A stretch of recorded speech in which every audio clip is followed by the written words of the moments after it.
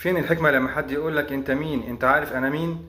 مش ليه كده. ممكن يكون من الحكمة عشان اقول لك قال الله تعالى مخبرا عن قوم نوح قولهم وما نراك اتبعك الا الذين هم اراذلنا بادي الرأي. يعني مين؟